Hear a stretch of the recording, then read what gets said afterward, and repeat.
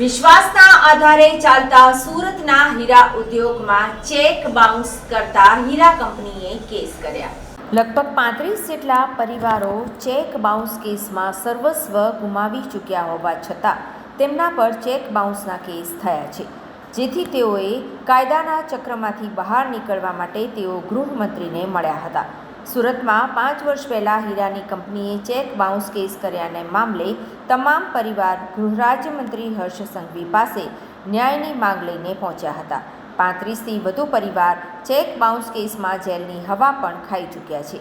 KP Sanghvi હીરાની કંપનીએ ખોટા કેસ કર્યા હોવાના પરિવારના આક્ષેપ છે। 5 વર્ષ પહેલાં નાના યુનિટોમાં ખોટ ગઈ હોવાથી કેપી સંઘવીને ચૂકવણું કરાયું હતું, તેમ છતાં સિક્યોરિટી પેટે રાખવામાં આવેલા ચેક કેપી સંઘવીએ પરત આપ્યા નહોતા। પંચ અને ડાયમંડ એસોસિએશનની હાજરીમાં નાના વેપારીઓએ કેપી સંઘવીને ચૂકવણું કર્યું હતું। ચૂકવણું કરાયું હોવા છતાં કેપી સંઘવી કંપનીએ સિક્યોરિટીની ચેક પરત આપ્યા નહોતા। આ ચેક બેંકમાં નાખી બાઉન્સ કરાવી તમામ સામે કેસ કર્યા હતા, જેથી ન્યાય નહીં મળે ત્યાં સુધી પરિવાર લડત ચલાવશે। ગૃહરાજ્યમંત્રી હર્ષ સંઘવીએ રત્ન કલાકારોને જણાવ્યું કે તમારે નિરાશ થવાની જરૂર નથી। નજીકના દિવસોમાં ચોક્કસપણે આ મુદ્દે કેપી સંઘવી અને તમારા વચ્ચે બેઠક કરાવીશ અને એમાં હું પણ હાજર રહીશ। જે પણ કેસો કરવામાં આવ્યા છે તેનું નિરાકરણ લાવવામાં આવશે।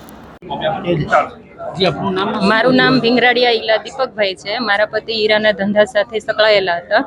આજથી 6 વર્ષ પહેલા કંપનીએ નુકસાન કર્યું, તો નુકસાની પેટે ડાયમંડ એસોસિએશનમાં બધું આપી દીધું હતું અને ડાયમંડ એસોસિએશનની મધ્યસ્થીમાં જે કાંઈ ચૂકવણું થયું એ લીધું અને કેપી સંઘવીએ ત્યારે ચૂકવણું લીધું ત્યારે એમણે એમ કીધું હતું કે આપણે જે ચેક છે એ રિટર્ન કરવામાં આવશે। તો અત્યારે એમણે કાયદાના વિરુદ્ધ જઈને ચેક છે એ બેંકમાં નાખીને બાઉન્સ કરેલો છે અને ચેક બાઉન્સ કરીને અમારા બધા ઉપર કેસ કરેલો છે।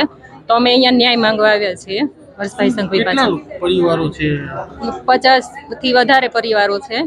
એ બધા પરિવારો પર આ રીતે ચૂકવણું લીધા પછી ચેક બાઉન્સ કરીને કેસ કરેલો છે।